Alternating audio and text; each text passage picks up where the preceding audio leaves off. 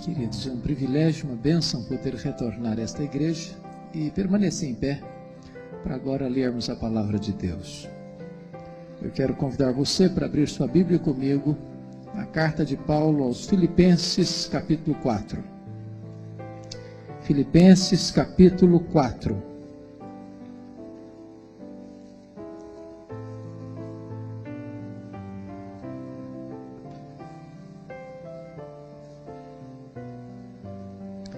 Filipenses capítulo 4, nós leremos apenas o verso 4. E esse texto diz assim: alegrai-vos sempre no Senhor, outra vez digo, alegrai-vos. Você que tem versão corrigida, leia comigo: regozijai-vos sempre no Senhor, outra vez digo, regozijai-vos. Todos juntos? Regozijai-vos sempre no Senhor, outra vez digo, regozijai-vos. Agora vamos ler na versão atualizada. Alegrai-vos sempre no Senhor, outra vez digo, alegrai-vos. Amém. Podem se assentar.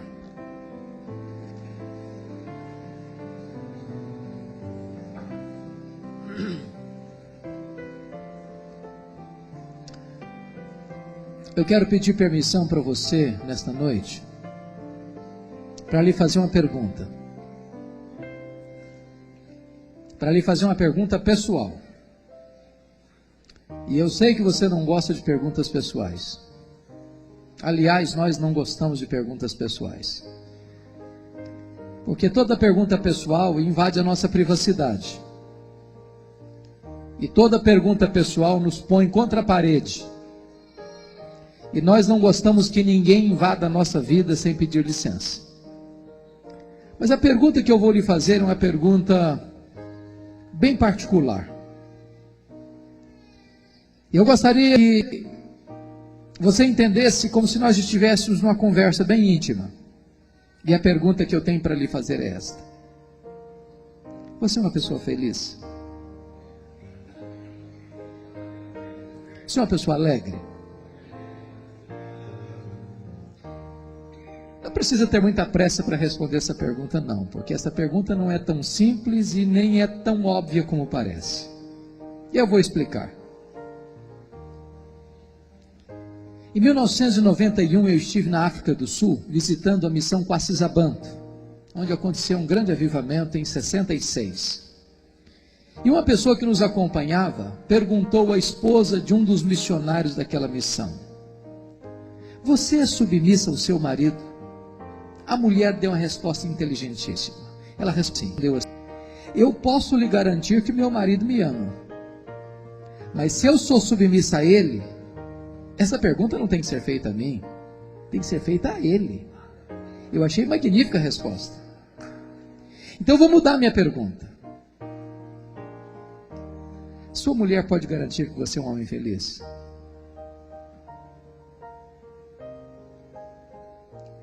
Seu marido pode garantir que você é uma mulher feliz?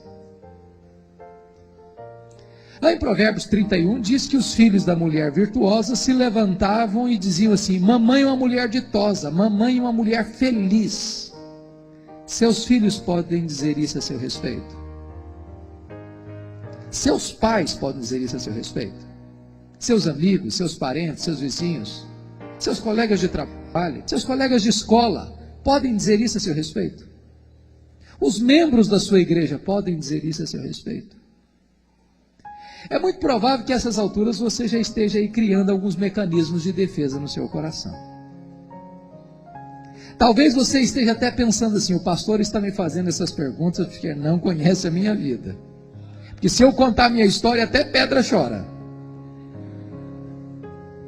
Talvez você possa até argumentar: mas será que dá para ser feliz no mundo de hoje? Com tanta violência, com tanta injustiça, com tanta corrupção, será que dá para ser feliz? E quando eu penso nisso, me lembro que Paulo escreveu este texto não hospedado num hotel 5 estrelas em Roma. Paulo estava preso, Paulo estava algemado, Paulo estava no corredor da morte, Paulo estava na antessala do martírio, Paulo estava com o pé na sepultura e com a cabeça debaixo da espada de Roma. E ele escreve: alegrai-vos sempre no Senhor. Outra vez digo, alegrai-vos. Há 3 verdades aqui que eu quero destacar. Primeiro, alegria aqui não é uma opção, é uma ordem. Alegria aqui não é substantivo, é verbo, e verbo no imperativo. Em outras palavras, você e eu não temos o direito de sermos uma pessoa triste. Porque ser uma pessoa triste é um pecado. É um pecado de desobediência a uma ordem de Deus. Mas Paulo diz assim: alegrai-vos quando mesmo? Sempre. Então eu vou lhe fazer uma perguntinha.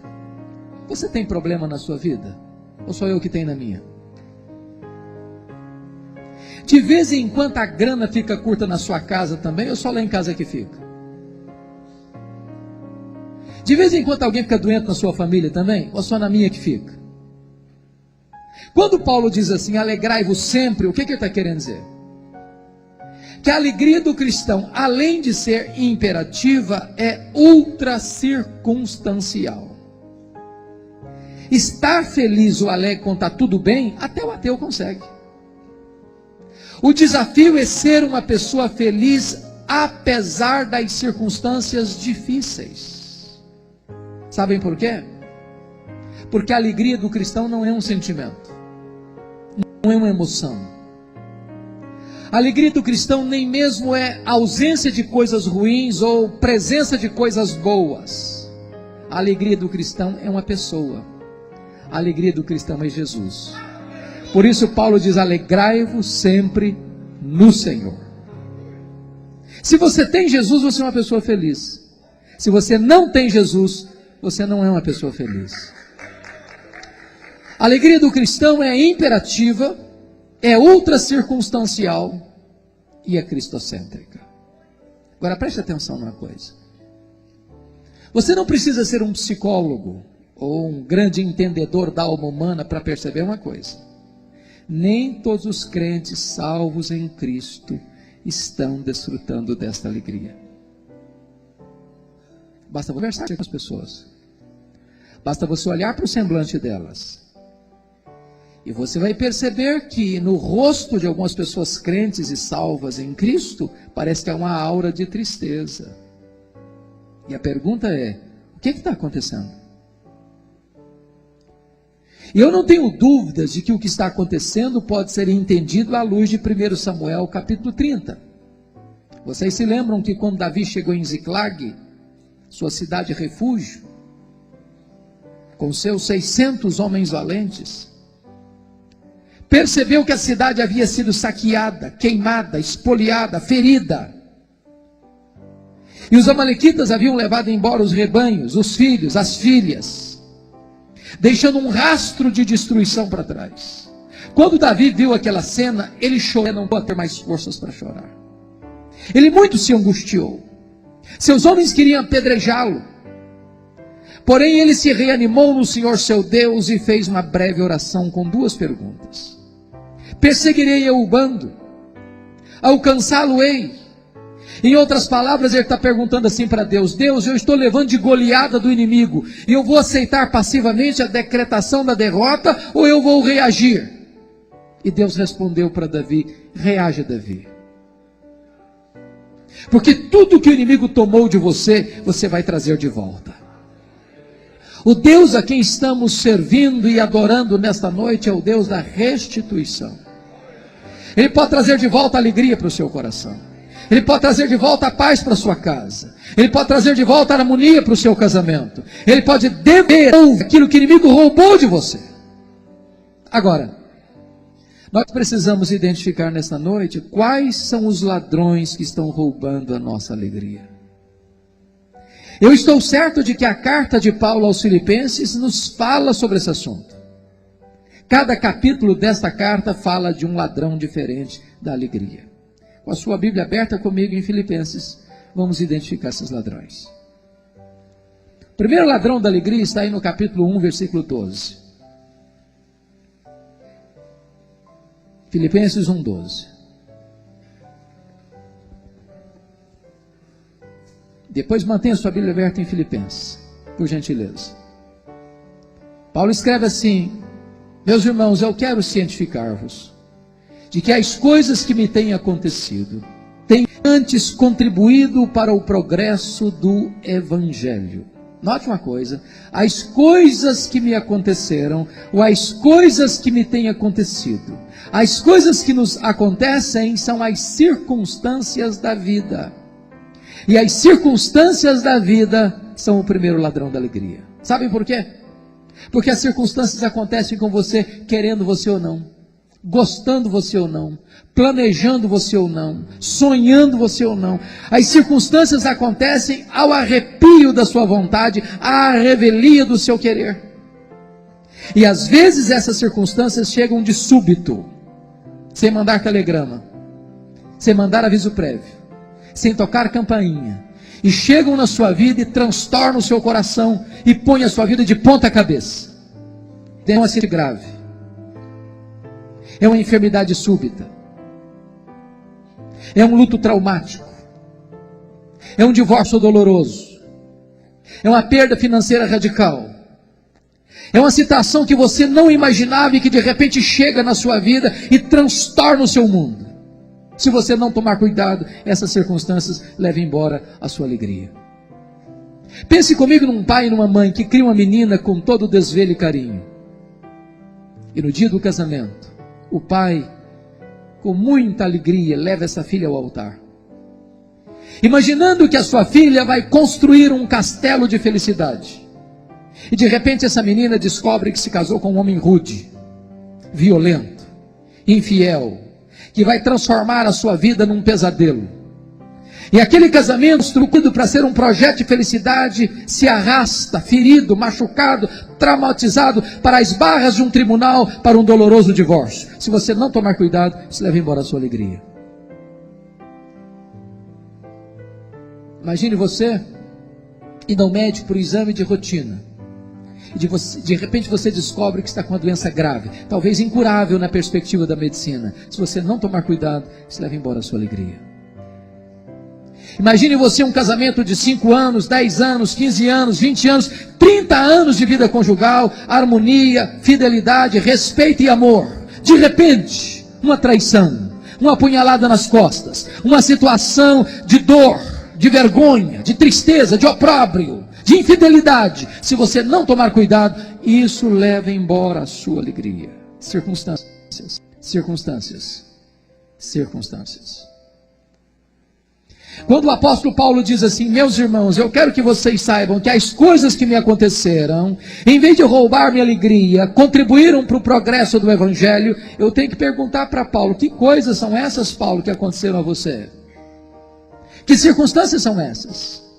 E ele poderia resumir para nós: olha, eu fui perseguido em Damasco, eu fui rejeitado em Jerusalém, eu fui esquecido em Tarso, eu fui apedrejado em Listra, eu fui preso e açoitado em Filipos, eu fui escorraçado em Tessalônica, eu fui enxotado de Bereia, eu fui chamado de tagarela em Atenas, eu fui chamado de impostor em Corinto, eu enfrentei feras em Éfeso, eu fui preso em Jerusalém, eu fui acusado em Cesareia, eu enfrentei um naufrágio para Roma, eu fui picado em uma falta, eu cheguei em Roma algemado e preso. Mas eu quero que vocês saibam que essas circunstâncias contribuíram para o progresso do Evangelho. Esse homem não crê em acaso, esse homem não crê em sorte, esse homem não crê em azar, esse homem não crê em determinismo, esse homem não tem medo de sexta-feira 13, esse homem não tem medo de olho gordo, esse homem sabe que Deus dirige o seu destino. Ele escreve nesse primeiro capítulo: porque ele estava preso, a igreja foi mais encorajada a pregar. Porque ele estava preso, ele evangelizou toda a guarda pretoriana, bem como os demais membros do palácio de Nero. E o que é a guarda pretoriana?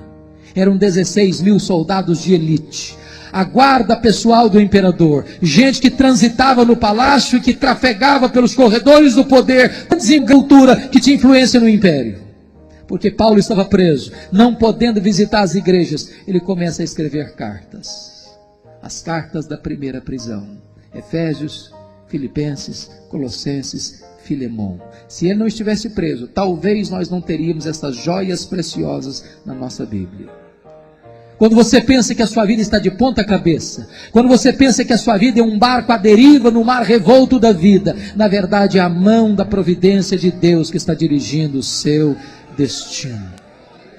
Olhe para a vida na perspectiva da soberania de Deus. Olhe para a vida na perspectiva do cuidado de Deus. Do contrário, as circunstâncias podem levar embora a sua alegria. Gary Chapman, autor conhecido americano, escritor que escreveu o livro As 5 Linguagens do Amor, conta uma experiência quando ele era criança, brincando aos pés da sua mãe fazia um bordado. E ele olhou o bordado da mãe de baixo para cima, pelo avesso, e disse: mamãe, que coisa feia que a senhora está fazendo, o que é isso? E a mãe percebeu que o filho não estava entendendo, tinha muitas linhas soltas, sem harmonia. E a mãe diz: vem cá, meu filho. Sentou o menino no seu colo e mostrou o bordado de cima para baixo, pelo lado direito, e havia beleza, e havia harmonia, e havia sentido.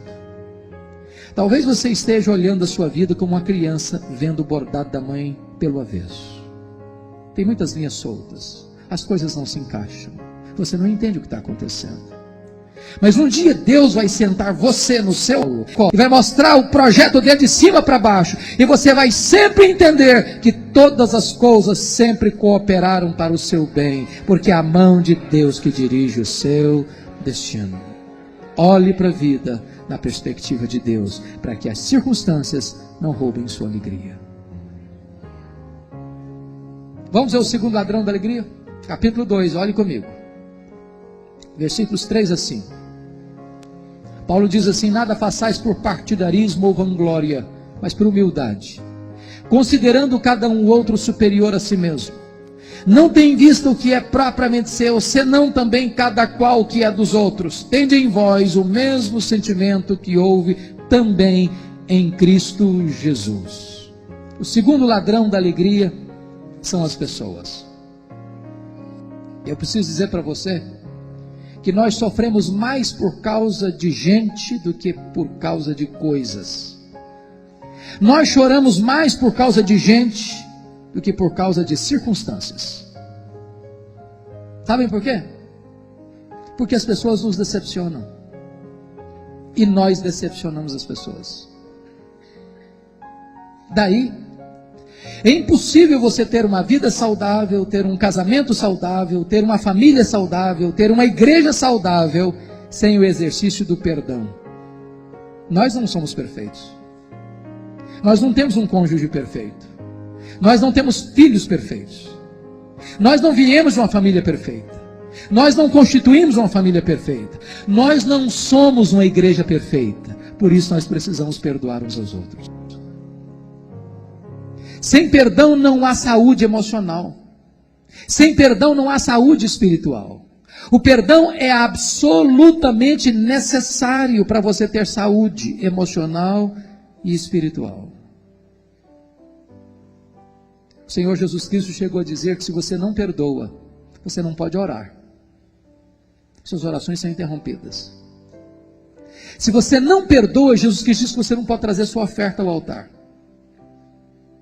Se você não perdoa, você não pode adorar a Deus. Se você não perdoa, você não pode ser perdoado. Se você não perdoa, você adoece. Adoece fisicamente, emocionalmente, espiritualmente. Se você não perdoa, você é flagelado pelos verdugos da ciência. Você não tem paz. Você se torna prisioneiro da mágoa. Eu vou lhe dizer mais. Perdão é uma questão de bom senso. Sabe por quê? Se você guardar mágoa no seu coração, é a mesma coisa de você beber um copo de veneno, pensando que o outro é quem vai morrer. A falta de perdão é autofagia, é autodestruição. Se você guardar mágoa no seu coração, você vai acabar convivendo com a pessoa que você menos gostaria de conviver na vida, 24 horas por dia. Essa pessoa vai manter você sob algemas, no cabresto. Você vai chegar em casa cansado para tirar uma soneca, e essa pessoa vai deitar do seu lado e tornar-se o seu pelo. Você vai se assentar para uma refeição e essa pessoa vai se sentar do seu lado e tirar o seu apetite. Você vai sair de férias com a família e essa pessoa vai pegar carona com você e vai estragar suas férias. A única maneira de você ser livre é perdoar. O perdão cura, o perdão liberta, o perdão restaura. O perdão é a asepsia da alma, é a faxina da mente, é a alforria do coração. O perdão traz restauração. Eu não estou lhe dizendo que o perdão é fácil. Estou lhe dizendo que o perdão é necessário. O perdão não é uma coisa natural, fruto de uma personalidade dócil. O perdão é uma expressão da graça de Deus. Eu concordo com C.S. Lewis que é mais fácil falar de perdão do que perdoar.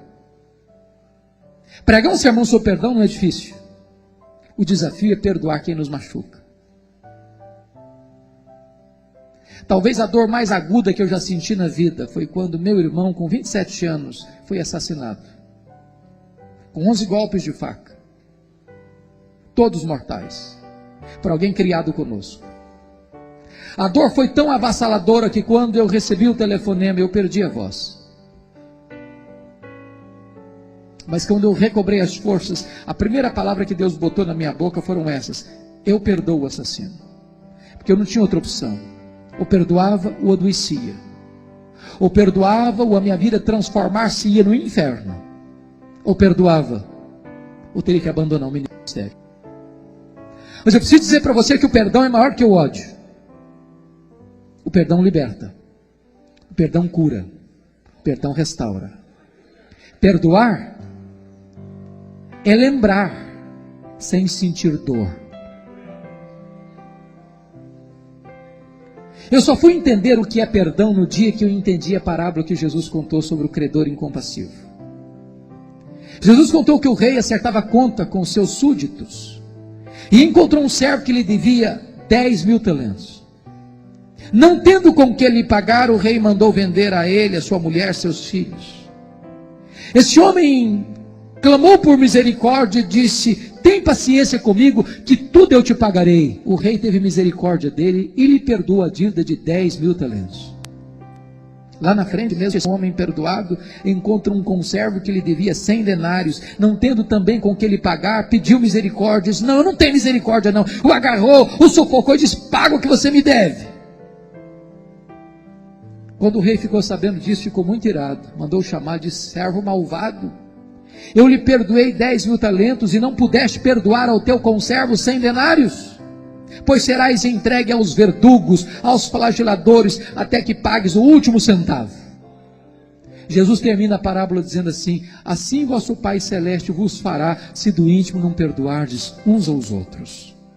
A parábola terminou e eu não entendi quase nada. Quase nada eu não entendi. Sabe por que eu não entendi quase nada? Eu não sei quanto vale 10.000 talentos. Também não sei quanto vale 100 denários. Ficou o dito pelo não dito. Não entendi o que Jesus dizer. Eu preciso dizer para você que Jesus não contou apenas uma parábola. Jesus contou uma hipérbole, um exagero de linguagem. Sabe por quê? Nenhum judeu podia dever no primeiro século 10.000 talentos. O que são 10.000 talentos? Um talento são 35 quilos de ouro. 10.000 talentos são 350.000 quilos de ouro. São 10 caminhões truques lotados de barra de ouro. Para você ter uma ideia, todos os impostos da Galileia, Pérea, Judéia, Samaria, durante um ano, eram 800 talentos. 10.000 talentos eram todos os impostos da nação durante 13 anos. Naquela época o salário de um trabalhador era 1 denário por dia. Para um homem ganhando 1 denário por dia, juntar 10.000 talentos, ele teria que trabalhar ininterruptamente 150.000 anos. Significa que a dívida desse homem era impagável. Que a promessa que ele fez, tem paciência comigo e tudo eu te pagarei, era uma promessa que eu jamais poderia cumprir. Pois esse é o tamanho do perdão que Deus deu para você e Deus deu para mim. A nossa dívida com Deus é impagável. Só que esse homem encontra lá na frente alguém que lhe deve 100 denários. O que são 100 denários? 100 dias de serviço. Alguém que acabara de ser perdoado de 150 mil anos não consegue perdoar alguém em 3 meses e 10 dias. Sabe qual é a proporção entre 10 mil talentos e 100 denários? 10 mil talentos são 600 mil vezes mais do que 100 denários. Alguém que acabara de receber um perdão 600 mil vezes maior, não consegue liberar um perdão 600 mil vezes menor. Sabe o que Jesus está querendo nos ensinar com essa parábola?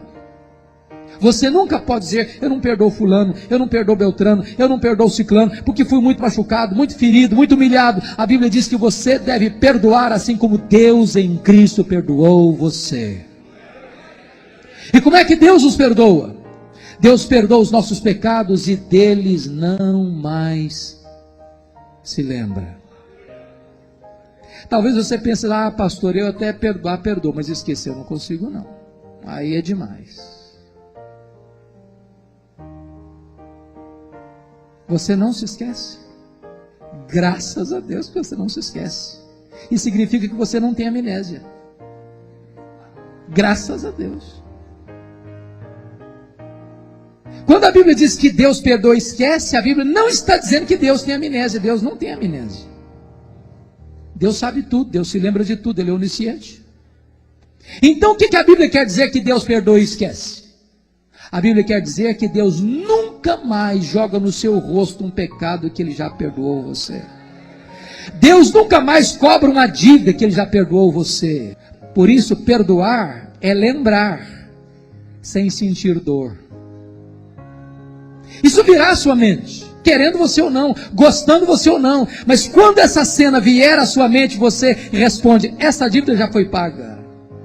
Esse devedor não deve mais nada. Está quites, está resolvido, está perdoado.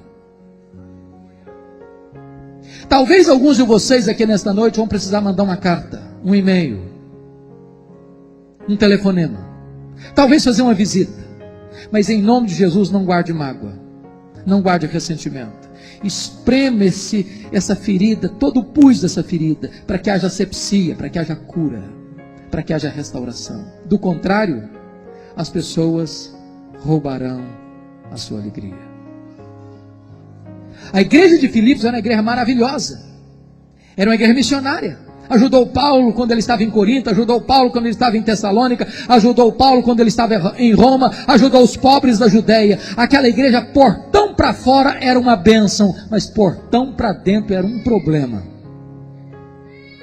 Até as mulheres da igreja estavam brigando. Capítulo 4, Paulo diz, rogo a Evódia, rogo a Sintique, pense em concordimento no Senhor. No dia que Evódia liderava o bazar da igreja, a Sintique não aparecia lá. No dia que a Sintique trabalhava na cantina, a Evódia não passava lá para pegar lanche. Tinha gente trabalhando na igreja, desde que ele aparecesse, vanglória. Tinha gente que trabalhava na igreja, desde que o grupinho dele surgisse e aparecesse, partidarismo. Tinha gente que só pensava nele mesmo. Paulo diz, não pensa porque é doente. Tinha gente dizendo, Paulo, você que não está aqui, tem gente aqui, Paulo, que dá azia em copo de sorrisal, não tem jeito. Aí Paulo diz assim, então tende em vós o mesmo sentimento que houve também em Cristo Jesus. Porque quando ele estava na cruz, sendo cuspido, humilhado, envergonhado, ele lá da cruz disse, Pai, perdoa-lhes, porque não sabem o que fazem. Toma a atitude de perdoar, para que as pessoas não roubem a sua alegria. Vamos ao terceiro ladrão da alegria? Capítulo 3, por favor, versículo 19. O destino deles é a perdição. O Deus deles é o ventre. A glória deles está na sua infâmia, visto que só se preocupam com as coisas terrenas. Eu acho que o terceiro ladrão da alegria vocês não enfrentam aqui em Blumenau, não. É a preocupação com dinheiro. Dinheiro aqui em Blumenau é solução, não é problema, né? Mas eu vou lhe fazer uma perguntinha. Alguma vez você já discutiu com seu marido por causa de dinheiro?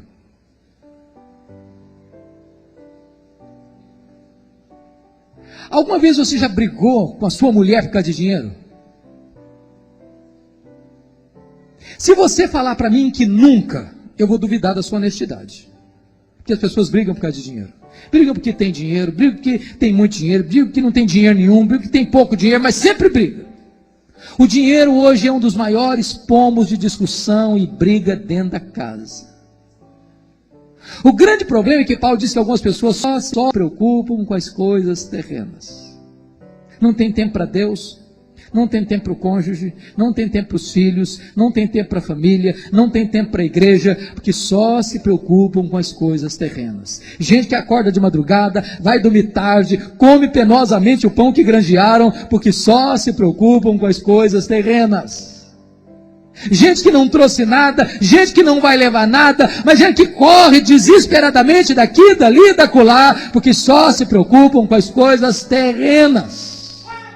O dinheiro é mais do que uma moeda, o dinheiro é um espírito, o dinheiro é um Deus, o dinheiro é Mamon, e no altar de Mamon, muitos se casam, muitos se divorciam, muitos vivem, muitos morrem, porque muitas pessoas só se preocupam com as coisas terrenas.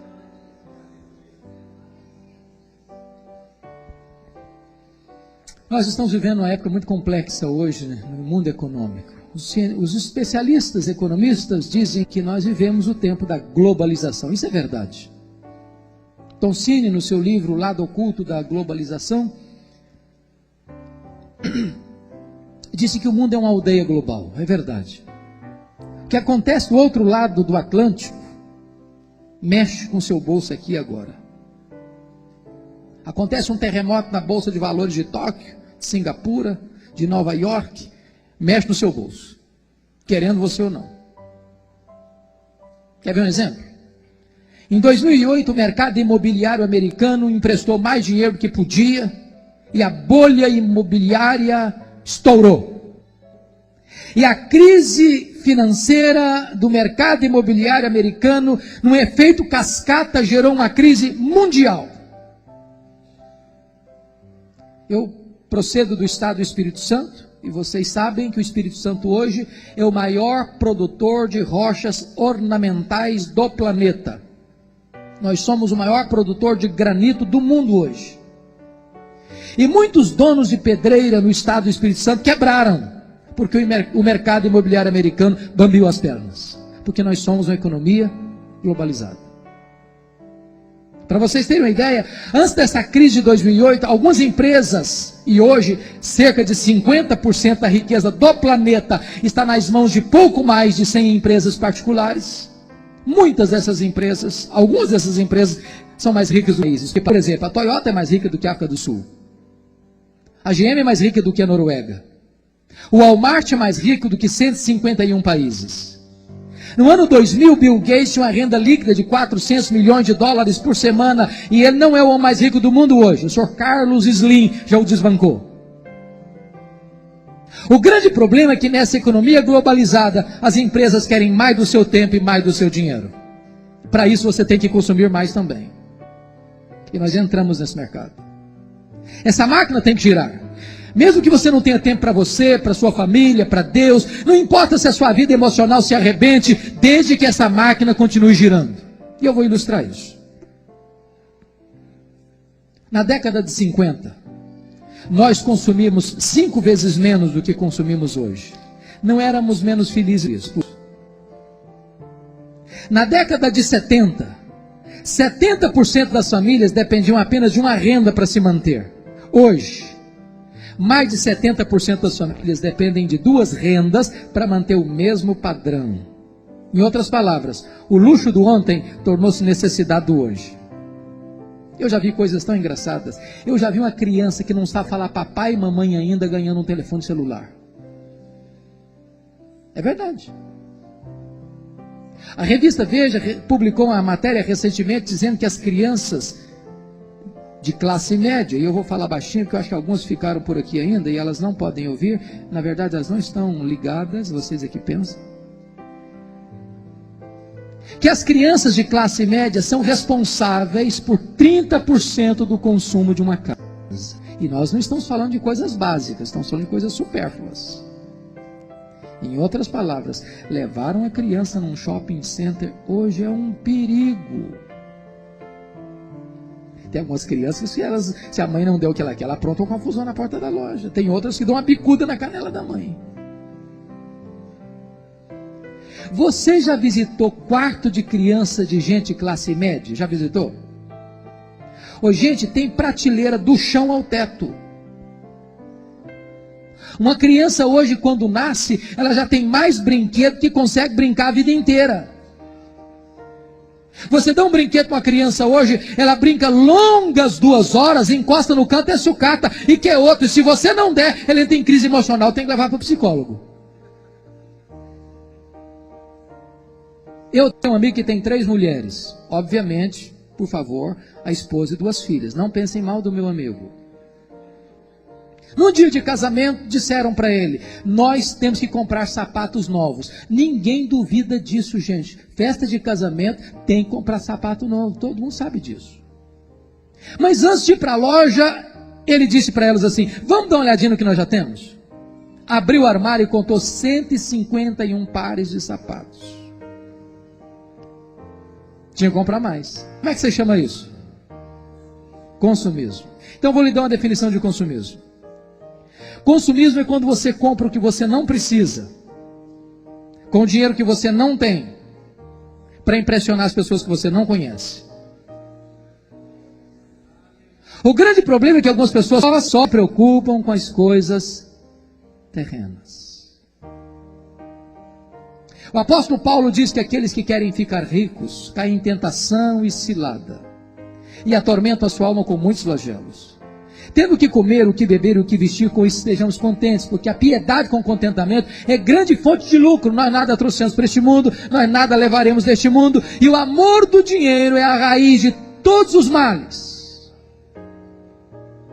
Alguém já disse com muita propriedade que as pessoas mais felizes são aquelas que chegam em casa cheirando graxa, que comem um bom prato de arroz com feijão e dormem a noite toda, uma noite bem dormida. John Rockefeller, o primeiro bilionário do mundo, disse que o homem mais pobre que ele conhecia na vida era o homem que só tinha dinheiro.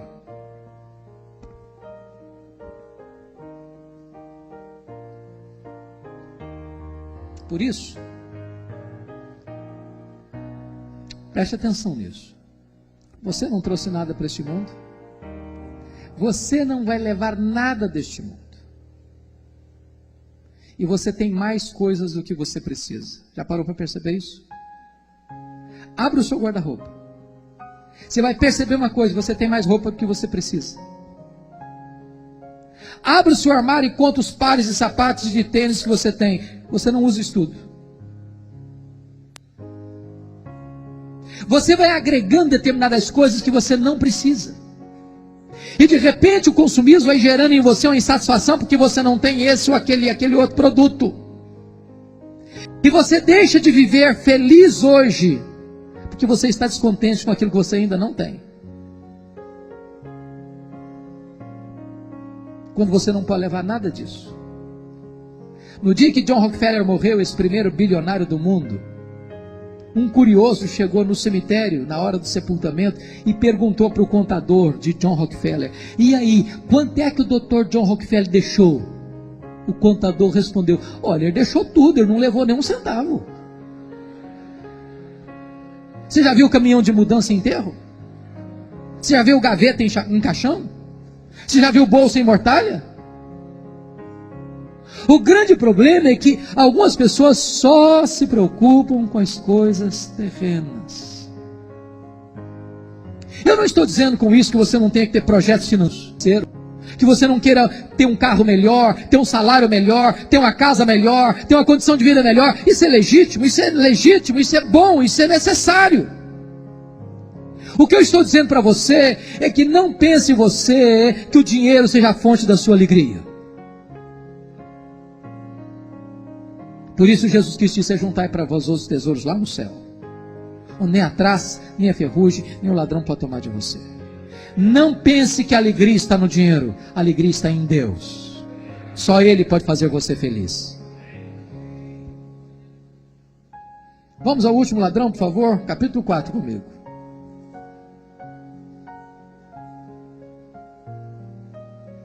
versículos 6 e 7. O apóstolo Paulo diz: não andeis ansiosos de coisa alguma. Em tudo, porém, sejam conhecidas diante de Deus as vossas petições, pela oração e pela súplica, com ações de graças.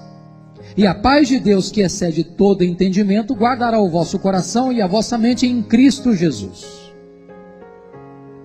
Quarto ladrão da alegria é a ansiedade. E eu vou lhe fazer uma perguntinha. Você conhece alguma pessoa ansiosa?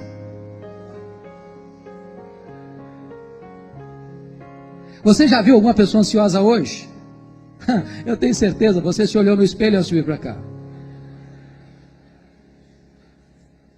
Você é daquele tipo de gente que fica roendo as unhas? Ou daquele tipo de gente que quando o problema está lá na China, você pensa que já está batendo na porta da sua casa? Ou daquele tipo de gente que quando não tem problema, você cria um porque não sabe viver sem problema? A ansiedade é o mal deste século. A ansiedade é o pecado mais democrático da nossa geração. A ansiedade atinge crianças, adolescentes, jovens, homens, mulheres, anciãos, anciãs, doutores, analfabetos, crentes e descrentes. Aliás, há uma pesquisa mostrando por que as crianças estão ansiosas. Sabiam disso, que as crianças andam ansiosas? Também pudera, gente, eu não consigo entender algumas coisas. Hoje uma criança faz 4 anos, a gente bota uma mochila de 5 quilos nas costas do coitadinho e haja agenda. É aula de inglês, de natação, de comando, de não sei o que, não sei o que, não sei o que. Criança não pode ser criança mais hoje, está tudo estressado. Há poucos dias eu chego na igreja, eu gosto muito de brincar com as crianças, tinha uma menina brincando lá, e eu me aproximei dela e disse: filha, que vidona, hein? Ela olhou brava para mim e disse: o senhor é que pensa. Coitadinha, estava estressada. Ansiedade. Sabe o que significa a palavra ansiedade no grego? Significa estrangulamento. Apertar o pescoço, tirar o oxigênio, sufocar. Tem muita gente assim hoje. E Jesus foi claro em dizer que a ansiedade é inútil. Isso porque, por mais ansioso que você esteja, você não pode acrescentar um côvado à sua existência. Em outras palavras, você não ajuda a resolver o problema de amanhã, ficando ansioso hoje. A ansiedade rouba suas energias. Está provado estatisticamente que 70% dos assuntos que nos deixam ansiosos nunca vão acontecer. Mas a gente sofre por eles assim mesmo, desnecessariamente. E se vierem a acontecer, vamos sofrer 2 vezes, já sem forças para enfrentá-los.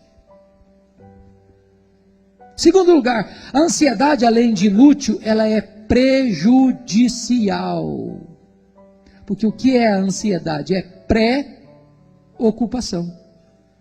Eu me ocupo antes por um problema que ainda não chegou. Ou eu sofro por um problema que não está acontecendo ainda, como se já estivesse acontecendo. Quando eu era seminarista em Campinas, um dia eu levantei para tomar água, o bebedouro ficava no corredor, e eu estou atravessando o corredor e vi a porta do quarto de um colega aberta, e eu quando olhei, ele estava chorando, convulsivamente, as lágrimas pingando. Eu entrei apressadamente, disse: o que está acontecendo? Morreu alguém da sua família? Tem alguém doente? E o que aconteceu? Eu disse: estou com medo da minha mãe morrer. Falei: em que hospital que ela está? Ele disse: não, ela não está doente não, só estou com medo de morrer um dia. Falei: cara, mas deixa sua mãe viver, cara. Tem 30 anos isso, a mulher está viva até hoje. Ansiedade.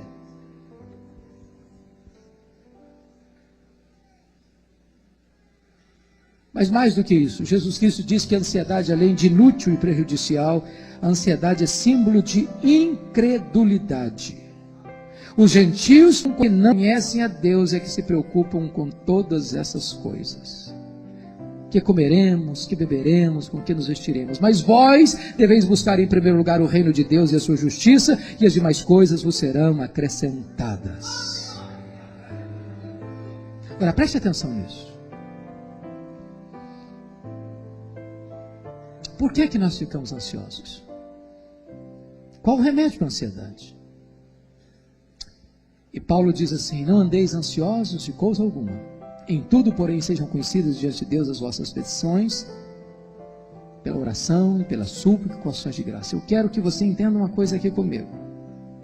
Paulo está dando a receita para a cura da ansiedade. E ele fala de 3 coisas. Primeiro ele fala de súplicas e petições, é uma coisa só. Depois ele fala de orações, e orações é uma palavra ampla, mas que no grego é a mesma palavra para adoração. E depois ele fala de ações de graças. Então ele está falando de 3 coisas: de adoração, de petição e de ações de graças. Esse é o remédio, essa é a receita. Agora eu vou fazer outra pergunta. Você sabe qual é a diferença entre adorar a Deus e dar graças a Deus? Você adora a Deus por quem Deus é, e você dá graças a Deus pelo que Deus faz. Então vamos fazer o que Paulo está mandando. Eu vou adorar a Deus agora. Vou fazer uma oração de adoração. É o que Paulo está mandando fazer. E você adora a Deus por quem Deus é. E eu chego para Deus e digo: meu Deus, eu quero te adorar por quem Tu és. Tu és o meu Criador, o meu Redentor, o meu Provedor, o meu Libertador, o meu Consolador. Tu és o meu Deus, Tu és o meu refúgio, a minha fortaleza, a minha alegria, a minha paz. Eu quero te adorar porque Tu és o Deus autoexistente, porque Tu és o Deus infinito, porque Tu és o Deus imenso, porque Tu és o Deus eterno, porque Tu és o Deus imutável, porque Tu és o Deus onipotente, porque Tu és o Deus onisciente, porque Tu és o Deus onipresente, porque Tu és o Deus generoso, amoroso, gracioso, fiel e bondoso. Eu quero te adorar porque Tu és a razão da minha vida. Eu quero te adorar porque Tu és o meu pastor, porque Tu és a minha paz, porque Tu és a minha alegria, porque Tu és a razão da minha vida. Em nome de Jesus, amém. Aí eu termino essa oração e digo assim para Deus: Deus, mas eu estou tão ansioso, Senhor. Ah, não combina mais. Não combina. Não combina. Ou você retira a oração ou retira a ansiedade. Sabe o que Paulo está dizendo para nós? O nosso problema é que nós não conhecemos suficientemente o Deus que nós temos. A W. Tozer diz que o maior problema da igreja é que ela não para meditar na grandeza do Deus que ela tem. Quem é o seu Deus? O profeta Isaías parou para pensar sobre isso no capítulo 40 do seu livro. Ele diz: o meu Deus é aquele que mede as águas dos oceanos na concha da sua mão. O meu Deus é aquele que mede o pó da terra em balança de precisão. O meu Deus é aquele que desenrola o céu como uma cortina. O meu Deus é aquele que sai as estrelas no firmamento e chama cada uma delas pelo nome, e por ser forte em força e grande em poder, nenhuma delas vai faltar. Pergunta para um astrônomo qual é o tamanho do universo. Ele não sabe. Mas você e eu sabemos que o universo não é infinito, porque infinitude é um atributo exclusivo de Deus. Mas os astrônomos já projetam que o universo deve ter mais de 10 bilhões de anos-luz de diâmetro. O que significa isso? Significa que se você entrasse numa nave espacial voando à velocidade da luz, 300 mil quilômetros por segundo, você demoraria 10 bilhões de anos para ir de uma ponta na outra. Pois o seu Deus é maior do que tudo isso. O seu Deus criou tudo isso. E esse Deus é o seu. Está dizendo: não andeis ansiosos de coisa alguma. Se você perguntar para um astrônomo quantas estrelas existem, ele não sabe explicar para você. Mas eles já sabem que há mais estrelas no firmamento, nos bilhões de mundos estelares, do que grãos de areia em todas as praias e em todos os desertos do nosso planeta. Vá um dia à praia, junte as 2 mãos de grãos de areia, leva para casa, bota numa tábua de vidro e conta quantos grãos de areia você tem num punhado de mão. Pois há mais estrelas no firmamento que todos os grãos de areia de todas as praias e de todos os oceanos.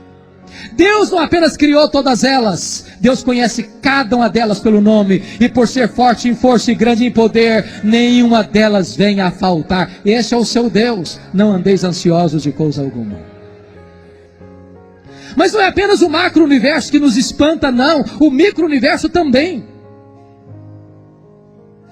Se você chegar na sua casa hoje e pegar uma folha bem pequenininha lá no seu quintal, essa folha é mais complexa do que a cidade de Blumenau. Se você chegar em casa hoje e pegar uma gema de ovo e colocar numa frigideira, essa gema de ovo é mais complexa do que qualquer máquina que o homem jamais inventou. Dr. John Wilson, prêmio Nobel de oftalmologia, diz que você e eu temos 2 milhões de fios duplos encapados em cada um dos nossos olhos. E se não for assim, haveria um curto-circuito e nós ficaríamos cegos. Dr. Marshall Nirenberg, prêmio Nobel de biologia, fez uma das mais importantes descobertas no século passado. Ele descobriu que você e eu temos 60 trilhões de células no nosso corpo. E mais, em cada uma dessas células tem 1,70 m de fita DNA, onde em cada uma delas está gravado e computadorizado todos os seus dados genéticos, a cor dos seus olhos, a cor do seu cabelo, o seu temperamento. Se você pegar a fita DNA do seu corpo e espichá-la, você tem 102 trilhões de metros de fita DNA no seu corpo. Você tem 102 bilhões de quilômetros de fita DNA no seu corpo. A fita DNA do seu corpo dá para dar diversas voltas no sistema planetário. E códigos de vida, disse o Dr. Lowe, não pode surgir do acaso, não pode surgir espontaneamente, não pode surgir de uma explosão cósmica, não pode surgir de uma evolução de milhões e milhões de anos. Códigos de vida foram plantados em você pelo Deus Todo-Poderoso, que do céu e da terra, e esse Deus é o seu Pai, e Ele está dizendo: não andeis ansiosos de coisa alguma.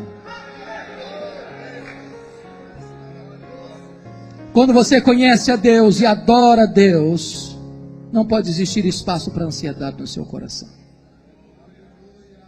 O resultado disso é que Paulo diz: e a paz de Deus guardará o vosso coração e a vossa mente em Cristo Jesus. A ansiedade tem que ir embora. E no lugar da ansiedade vem morar a paz de Deus. E essa palavra guardará é montar guarda, montar sentinela. Significa o seguinte: que Deus monta uma guarda celestial ao redor da sua cabeça e ao redor do seu coração. Porque a ansiedade é um pensamento errado e um sentimento errado. Quando a ansiedade se entrar, não consegue mais. Porque é uma soldadesca celestial ao redor da sua cabeça e do seu coração, a paz de Deus guardando como sentinela. É por isso que Paulo podia dizer de dentro de uma cadeia: alegrai-vos sempre no Senhor. Outra vez digo, alegrai-vos. Quando eu era criança, eu escutei a seguinte frase na igreja: o projeto de Deus é fazer você santo e não fazer você feliz. Eu fiquei confuso com essa frase. A primeira delas eu entendi claramente: sede santos porque eu sou santo. Mas a segunda frase eu não entendi. Então fui pesquisar. E sabe o que eu descobri? Que talvez quem melhor entendeu essa questão foram os teólogos de Westminster, quando eles perguntaram assim: qual é o fim principal do homem? E eles responderam: o fim principal do homem é glorificar a Deus e gozá-lo para sempre.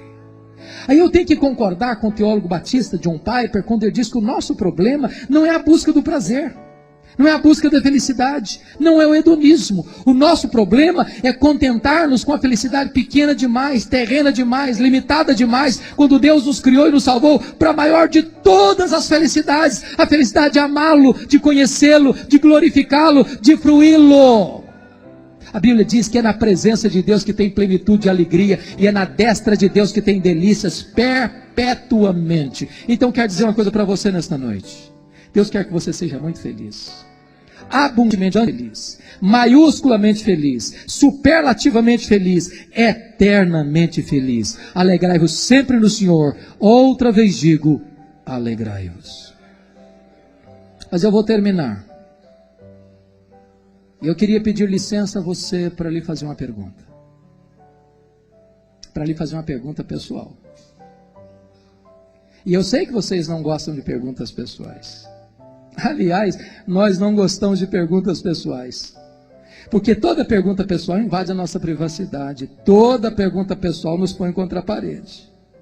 E nós não gostamos que ninguém invada a nossa vida sem pedir licença. Mas eu vou lhe fazer esta pergunta como se nós estivéssemos numa conversa bem particular. E a pergunta é esta: você é uma pessoa feliz? Você é uma pessoa alegre? Que Deus nos ajude a dar essa resposta nessa noite. Amém.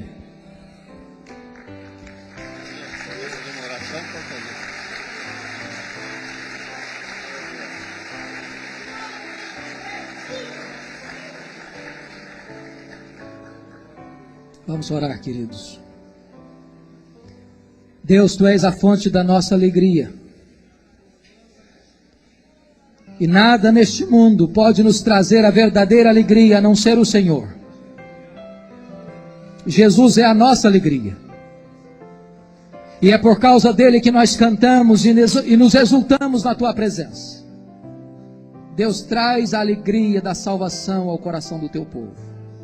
Alegra a Tua igreja. Tira de nós, ó Deus, o espírito angustiado e cobre-nos com vestes de louvor. Porque a alegria do Senhor é a nossa força. E nós queremos viver exultando nesta alegria que vem do Teu trono para o nosso coração. Restaura a sorte da Tua igreja. E traz sobre nós este óleo da alegria. Para que vivamos de modo digno deste glorioso evangelho que nos alcançou. Em nome de Jesus. Para a glória de Jesus. Aleluia. Amém.